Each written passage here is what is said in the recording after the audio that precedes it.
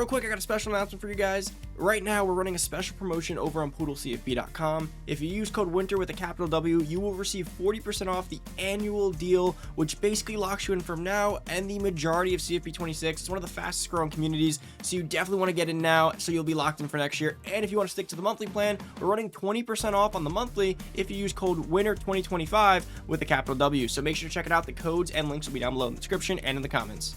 Hey, what's going on, everybody? It's Poodle back with another CFB 25 video. In today's video, I'm going to be going over a super cool method that greatly benefits schools that are 3-star and lower, but it benefits all teams as a whole, but it's super strong with the lower teams. Before we get into the video, guys, again, as always, a lot of this data that we do come up with is from PoodleCFB.com. If you want early access and exclusive access to like-minded individuals who are Dynasty geniuses, data, spreadsheets, calculators, tools, etc., make sure to check out PoodleCFB.com. Thanks to having 300 active members, I did extend the discount of $40 off the annual plan using code WINTER with a capital W and 20% off the monthly plan using code WINTER2025, again, capital W. So make sure to check it out. You won't want to miss out. If you sign up now, you do get that discount recurring, so you do lock yourself in for the remainder of CFB25, and you get pretty much the entirety of CFB26, so it's like a special time to join with a great deal. Make sure to check it out. So guys, as you know, I am very anti-pipeline.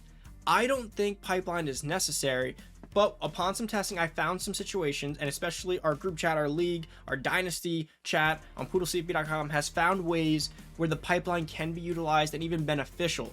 But again, it's not in every instance per se. There are situations where it's a lot more powerful, and it definitely has its advantages. But again, I'm still anti-pipeline for the most part, but I do see where it can be really good. So, as you guys know, currently in the ideal coach build, we currently have this one aspect of it, and really it's because it was just cheap, and that's going to be the recruiter tier 4, increased starting interest. As a 5-star program, you likely have a lot of starting interest, so the increased starting interest was only 5 points across the board. It really wasn't much. It was 35 extra points. The reason we went in that route instead of doing program builder or doing any of those is because the program builder itself cost 20 points to open, so it was kind of like, do we want to just waste it to open something or just get another tier recruiter? But we have found a situation where you actually can forego tier 4.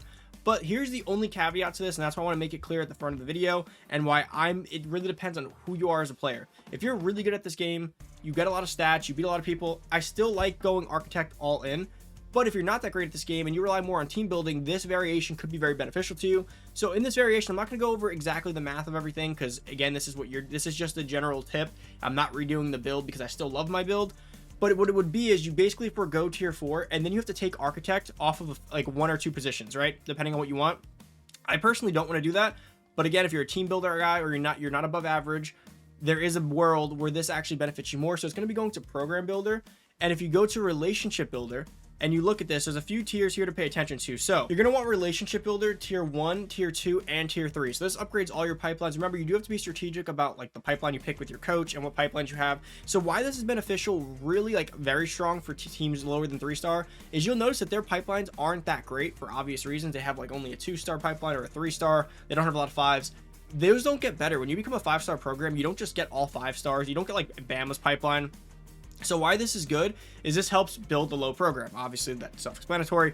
But what the testing showed is that having relationship builder and then strong roots on just tier 1, and that's again, so you have to lose some architect for it, you will actually increase your pool of interest for a few things.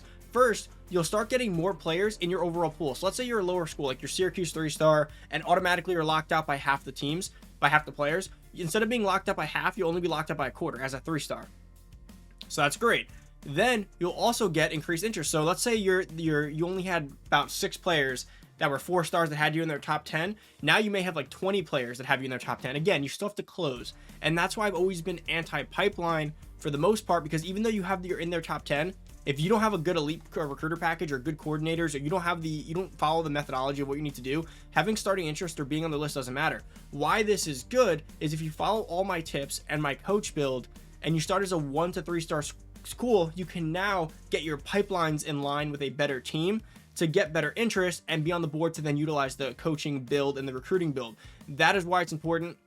And really, it's just in a head-to-head comparison, the pipeline is still better than the tier 4. Where I see it like not help as much really is when you're already a 5, like you're a Bama or a Georgia. You're just gonna be minuscule gains. I see it better when you're like Syracuse, your Vanderbilt, your Duke, because now your pipelines will be on par starting wise, because I know it is demoralizing when you have a recruit or you're in a recruiting cycle and you're a 5-star Duke program that you built up and you're on no boards and you have to like fight your way through. You don't know like where to start. And I get it, when you're at Bama or Georgia, you just start like 1 or 3 on a lot of recruits, and it makes it very simple. Like, okay, I could win that, I could win that.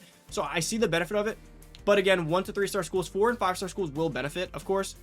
But remember, this is expensive. And that is where you have to kind of play this into like, is it worth it for your specific situation? Again, a very elite method, very good at improving a lot of things, but it will cost you 20 to get in.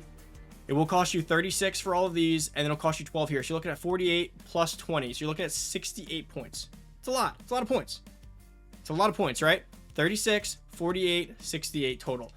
A lot of points. If you're willing to make the sacrifice on the tier 4 recruiter, which is fine, I think we're okay with that exchange at this point. But you will have to lose some architect, which is where I kind of like, I feel like I'll get a lot more from my skill cap boosting and my XP bonuses as a player that's good at the game and plays above average and gets a lot of stats and likes to play offense. If you're a guy that's not utilizing the architect build, like I said, that's why you go master motivator, but you have to cost master motivator somewhere as well if you're in that route as well. So keep that in mind, but this does help you build your programs up and put you more in the overall pool. And just to give you guys a visual real quick before we head on out of here, is when you're, let's just say when you're recruiting and you're over there and you're on the board and you're looking at the prospect list, you guys know what I'm talking about, right? You go over here and you'll see basically interest right here, second, third. So when you're a low team or you're a bad team, I know I'm LSU right now, but we're past the national signing day, you'll see like second, third. And that'll be it. You'll be locked out of a bunch of guys. Let's say you're Syracuse and you have all the bonuses from the program builder like we talked about. You may see this interest all the way to like here now. And yeah, it might be like 9, 8, 7, 6. But then these 3s and 2s will actually be like 1s and 2s. So you'll start a lot higher, which does actually give you a better chance at insta commits. So if you do go the CEO route, it's definitely a beneficial package as well. But again, that's where it gets so expensive. You're unlocking CEO, you're unlocking Dream School. It gets so expensive that you're costing yourself everywhere. So that's why I still don't always recommend these combinations. But I see worlds where offline leagues or sim leagues or leagues where you want to just change it up or try a different approach or start a 1-star school and get your pipelines caught up and be an elite 5-star program. I see where there's routes. I'm just more of a universal efficiency focused guy. This costs me some efficiency, but I see a world where it works, and it's a very good method in terms of getting that up. But you can also just fight against the pipelines and fight the power, but that's all up to you. But that's basically what I meant by it will increase your interest pool, as well as just you'll stop getting locked out. There'll be 5-stars that you instantly get locked out of right off rip because you're not in their top or you're not in their stuff. It just stops getting you locked out instantly. It puts you in their top 10 or 8, and it keeps you on the board a lot longer, which allows you to play with your options a bit more and not be so focused or locked out of good elite prospects. So that's fine. But guys, that basically is the summary of this video. Again, you're just sacrificing one of your secondary things like motivator or architect, master motivator, architect, which again is tough for me, but I see where it works. Let me know down below if you've experimented with this at all, and let me know what you think about it. I'm all open ears on a few more amendments to this as people keep amending things and sending some caveats to the coach build. I love when you guys send in feedback like that. Again, I'm holding pretty strong with my current coach build. I love it. I think it works for me. But again, everyone plays a little bit differently. Everyone values things differently. You might not run the ball at all, so maybe you don't care for architect at the running back position. You may not pass the ball at all. You don't maybe care for it at wide receiver. Maybe you suck on defense and you give up 70 a game, so you don't care for architect on defense. Again, it all comes down to what you can sacrifice, and that's the purpose. I always say in my build videos, use it as a foundation. I always tell you, like, these are the must-haves, and then this is what I like. So that's where you want to go and be like, okay, so I like 90% of your build. I'm going to take 10% off because I'm a 1-star program and I want that program builder boost. But let me know what your feedback is on this. Let me know what you guys have already tested. And yeah, thank you guys for watching. If you haven't already, check out poodlecfb.com. Be a part of all these discussions first and forehand, right at the front of everything we do. Understand exactly why, the science behind all these decisions. It definitely helps to be in there versus being recasted info at times, right? But don't forget, code WINTER gets you 40% off the annual. Code WINTER 2025 gets you 20% off the monthly. Make sure to check it out, guys. Thank you for watching. I'm out. Peace.